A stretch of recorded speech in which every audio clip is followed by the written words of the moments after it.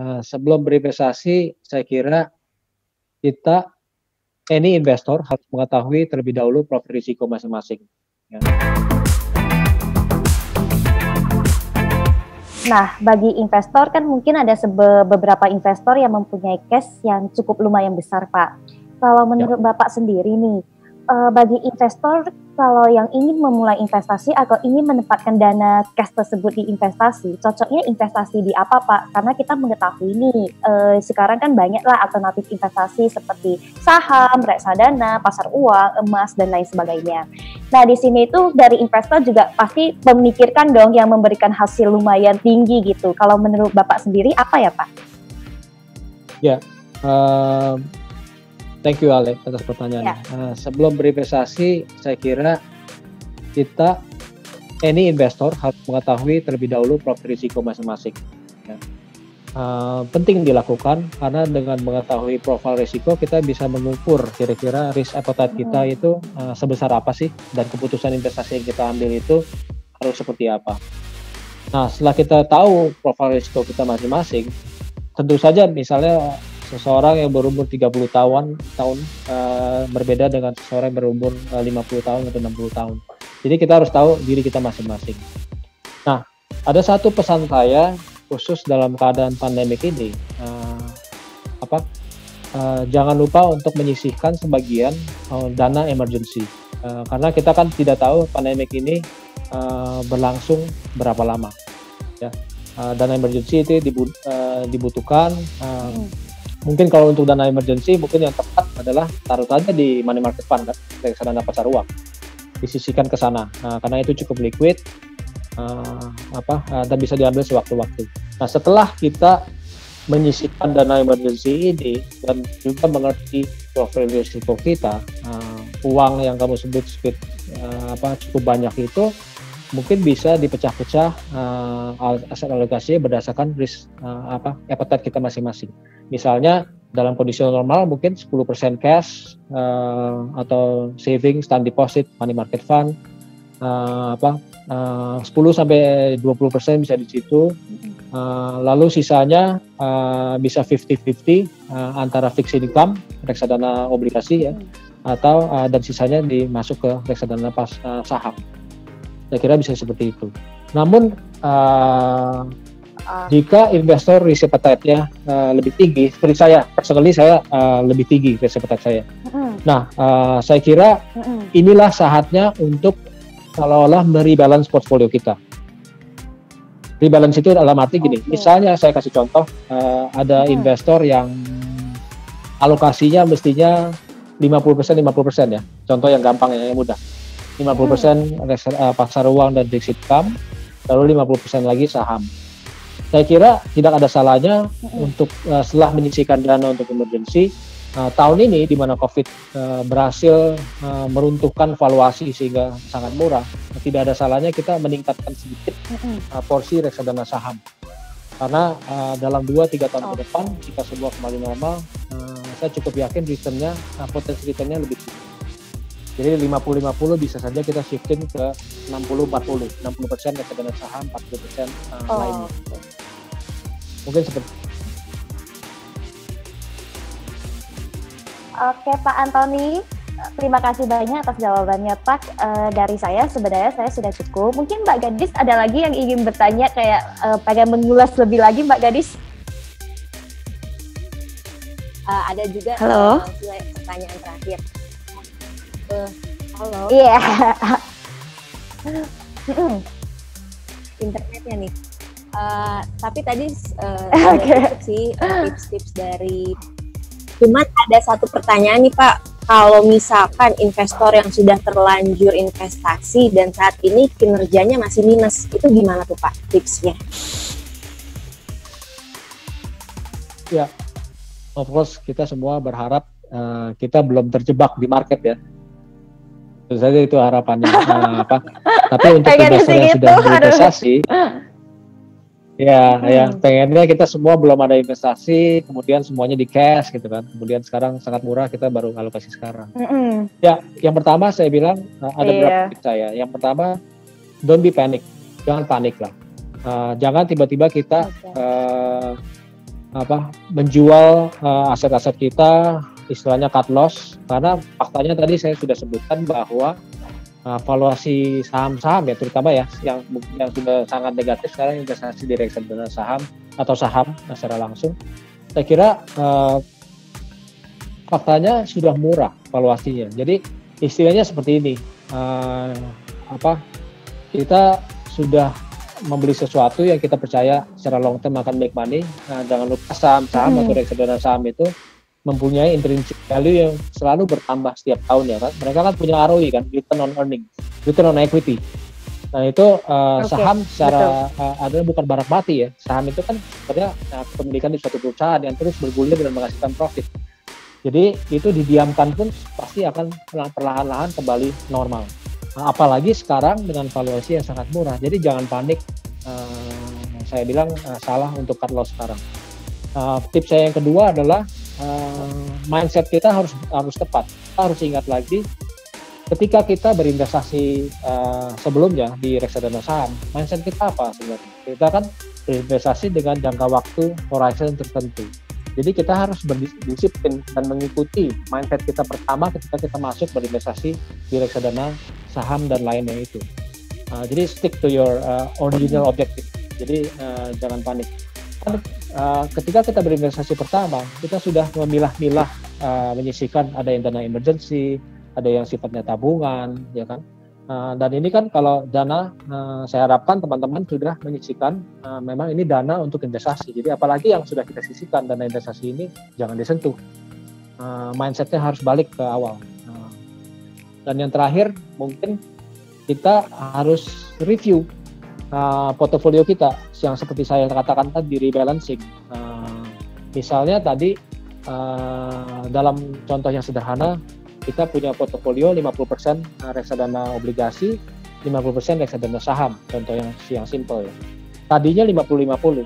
Sekarang dengan adanya reksadana terkoreksi, mungkin porsi dari investasi kita itu sudah berubah. Mungkin saja fixed income kita sekarang menjadi 55% dan porsi saham menjadi 45%. Nah, inilah saat yang sangat tepat untuk mengadakan rebalancing, yaitu dengan menurunkan porsi fixed income atau reksadana obligasi, menjual sebagian dari reksadana obligasi dan memindahkan dananya ke reksadana saham. Balik ke posisi awal 50-50. Dengan mengadakan seperti itu, kita sebenarnya secara tidak langsung kita membeli reksadana saham dengan posisi yang lebih murah.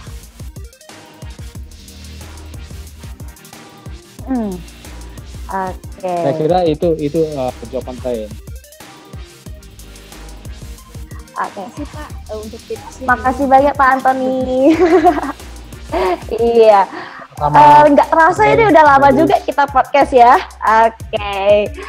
Jadi sebelumnya ini karena udah akhir dari podcast ini, aku mau mengucapkan terima kasih dulu ya Pak Antoni Dirga udah menyempatkan waktunya untuk ikuti podcast ini dan memberikan insight kepada Sobat Direct Saham.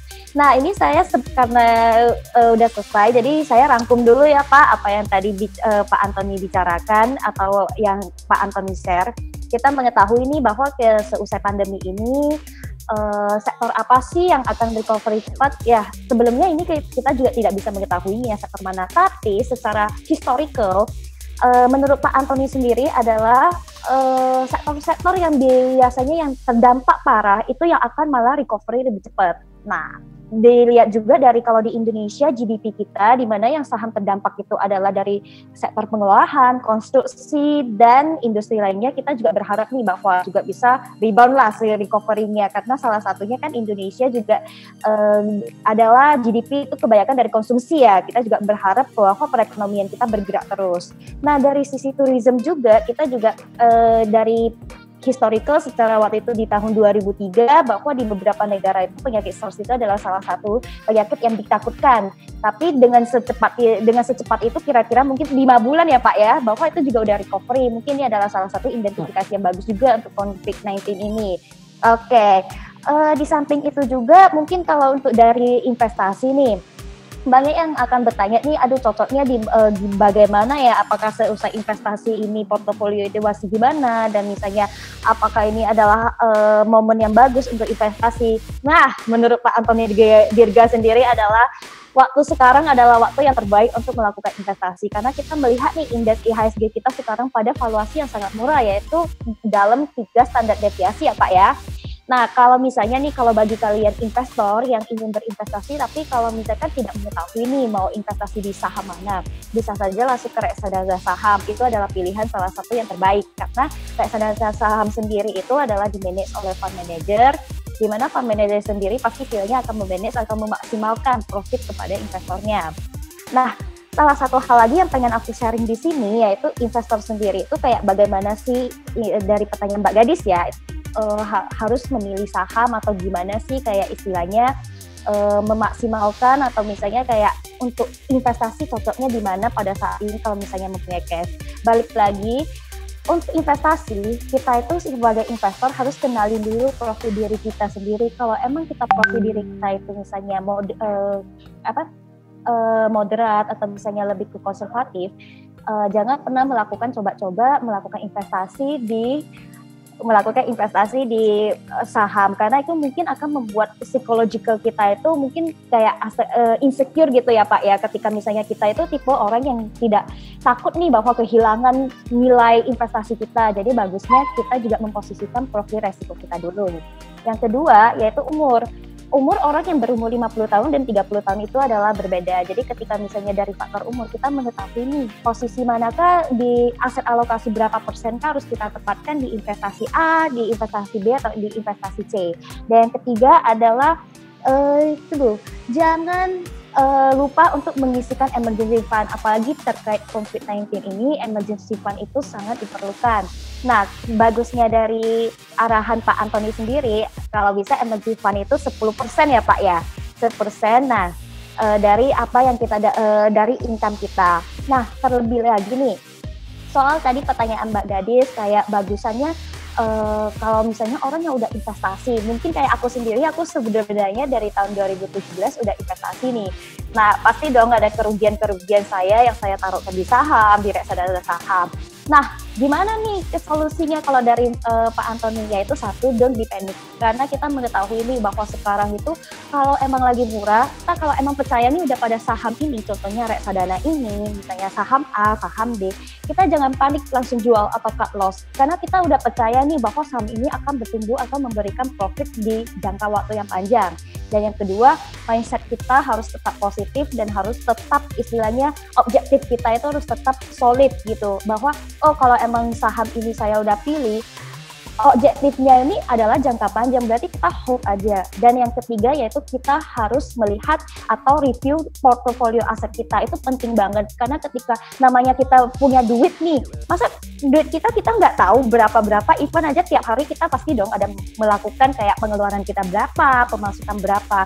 Sama juga seperti aset nih, kita juga harus melakukan review terhadap aset kita. Nah, dalam melakukan review ini, seperti kata Pak Antoni, bisa saja kita awalnya mungkin posisinya 50% di saham dan di fixed income. Tapi ketika misalnya terjadi pandemi ini, atau misalnya cash balance kita itu ada lebih dan kita ingin melakukan investasi, bisa saja kita ingin meningkatkan posisi saham kita. Tapi ingat terlebih dahulu, kita harus lihat dulu profil resiko kita dulu ya teman-teman. Dan kalau misalnya bagi kalian yang ingin memulai investasi, ingat kata Pak Antoni, ini adalah momen yang tepat untuk kalian melakukan investasi. Oke, panjang ya summary saya ya. Bener nggak Pak, kalau yang tadi yang saya katakan summary yang tadi Bapak bilang gitu? Betul. Oke, ya jadi begitu, ini sebenarnya summary yang udah aku buat, cukup panjang ya guys. Oke, sebelumnya aku mau berterima kasih banget untuk Pak Antoni, untuk Mbak Gadis, sama untuk Mbak Putu yang udah hadir. Dan aku juga mau ngucapin salam juga kepada Sobat Bareksa Podcast yang udah setia menonton Bareksa Podcast. Kita juga akan terus tetap berkarya memberikan insight kepada Sobat Bareksa yang ingin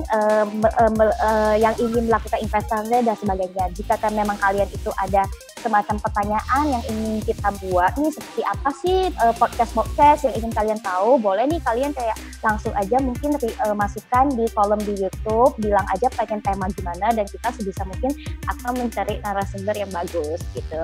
Oke guys, see you on the next podcast ya guys. Bye. Bye, terima kasih. Oke.